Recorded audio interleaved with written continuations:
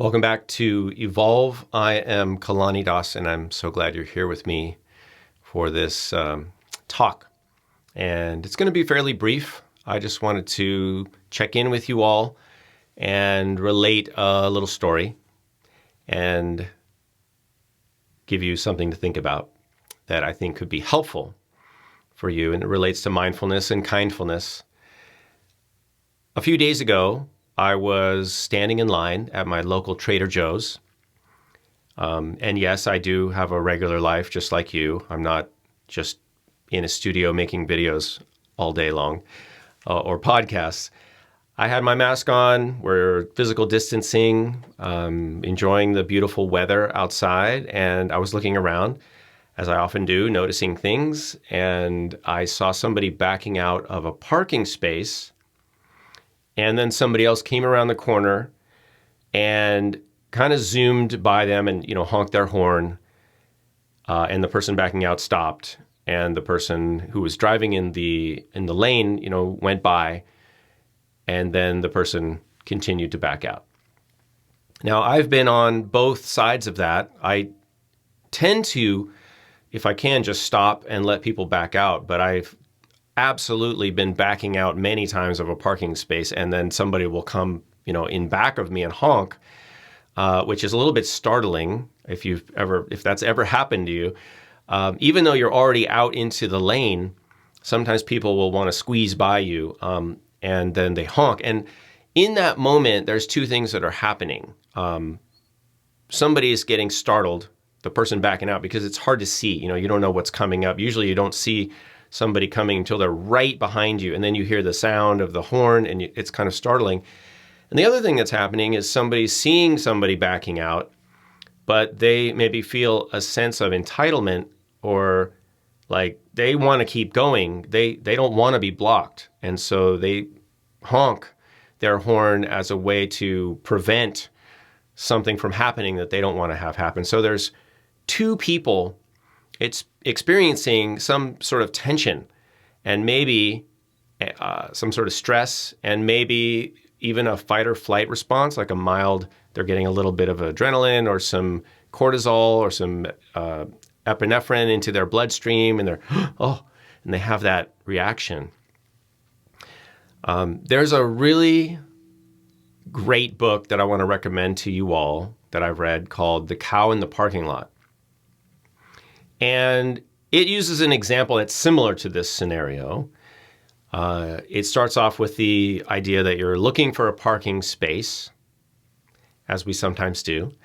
We're going through the parking lot, we're looking for a parking space, and we see an open spot. And, we're driving up to it, but right before we get there, another car pulls in, right? Another person.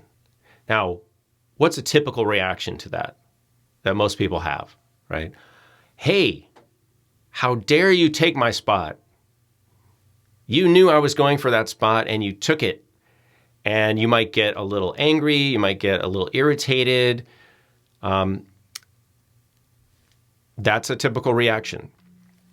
But what if you were looking for the spot, but instead of a car zooming into the spot, a giant cow just happened to stroll into it? And now there's a cow standing there, inexplicably. What would you do then? How would you feel? Would you get angry at the cow? Probably not. You might think, well, first of all, you'd probably think, well, this is ridiculous. You may even laugh. You certainly wouldn't hold it against the cow, right? Because the cow is not aware. He's probably not even, or she's probably not even aware that it is a parking spot. It's just the cow standing there. And now you can't park there. So you're going to keep going and look for another spot, right? You probably tell some people when you get home that you saw a cow in a parking lot. But I think you understand where this is headed. The point is, why, when a car pulls in, or a person, let's say, a person driving the car, because that's an important factor in this, why is it when a person takes your spot, you get upset, but when a cow does the same thing, you probably don't? And to me, the short answer is ego. Now, there could be many answers to this, but I'm presenting one of them. The short answer is, hey, they took my spot. I wanted that spot. You expected to have it. You had the expectation. And then your expectation was dashed. You didn't get what you wanted. So there's a few things here. There's attachment. You have an expectation. You wanted that spot.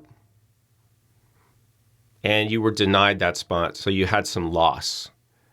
And then you have the idea of there's a person who's doing something to you. Hey, nobody's going to take my spot. How dare they? Don't they know who I am? So there's all of that.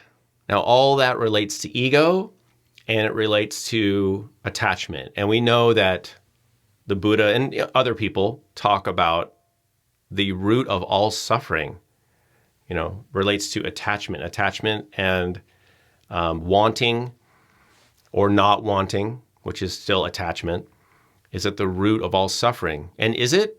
I mean, that's one example of attachment leading to suffering.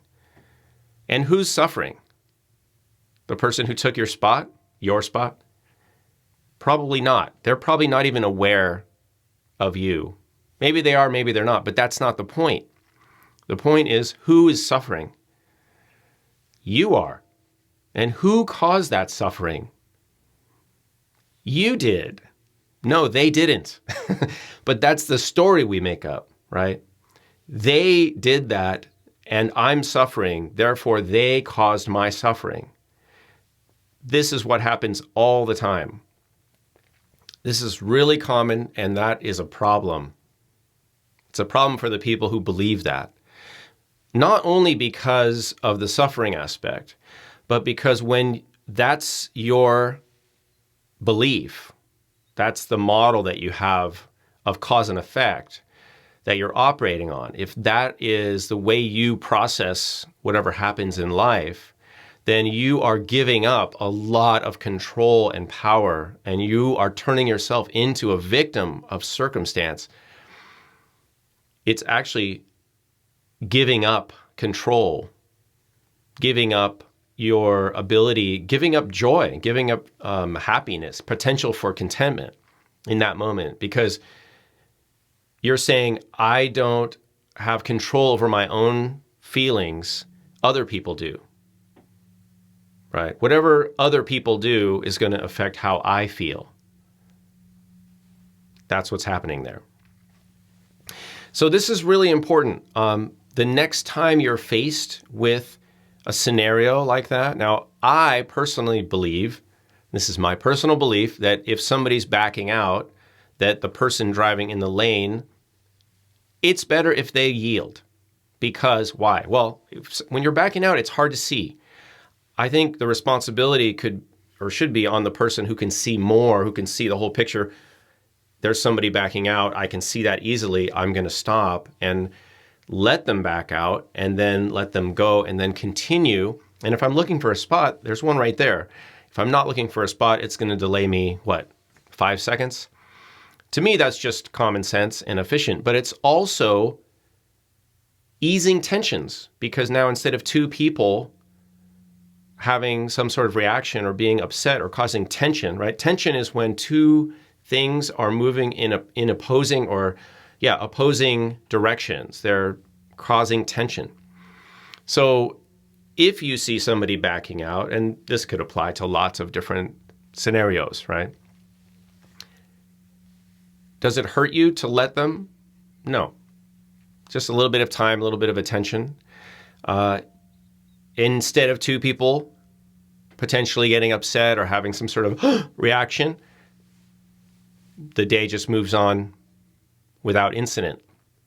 And you save yourself that moment of disappointment or loss or suffering from having been attached to some outcome of, I want to drive without anybody in my way, which is that really realistic? If you were walking through the forest, do you expect to walk through a forest and not have anything in your way? Even in the desert, anywhere, do you expect to walk through life or drive through life and do it in a straight line? Of course not. So, this is natural. It's natural to have things happen, whether it's a cow or a person. And even if it is a person, and even if they do see you, and even if you do think they're doing it, quote, on purpose, does that really matter? I don't think it does. If somebody really needs to pull out or pull into a spot, what's the harm in just letting them do that? If it saves you some anguish, if it helps promote a sense of calm and peacefulness in you. And I would also add that this is an opportunity to practice kindfulness. Kindfulness is the extension of mindfulness. Mindfulness is more about what happens internally with us. Kindfulness is the social extension of mindfulness, according to me. And I know kindfulness can be a thing, just as an aside, because I was in China and I sort of had this epiphany that what I really value in addition to mindfulness is the social component that it can bring. And the word kindfulness kind of popped into my head, and this is absolutely true. The next day, I was going to give a workshop, and I was walking down the stairs. I had gone up on the second floor of this building. Again, this is in China.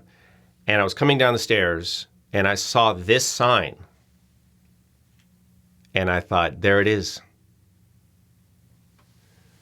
So yes, kindfulness. The social application of mindfulness. It's just being kind. It's being a good neighbor. It's being helpful. It's being compassionate. It's just being empathetic and understanding. And it's actually exercising the idea of turn the other cheek. You've probably heard that one before, right? But do we do that? A lot of people don't do it because they've been told, don't ever let anyone, pull one over on you, get over on you. You gotta fight. Life is a fight. Don't let anyone boss you around.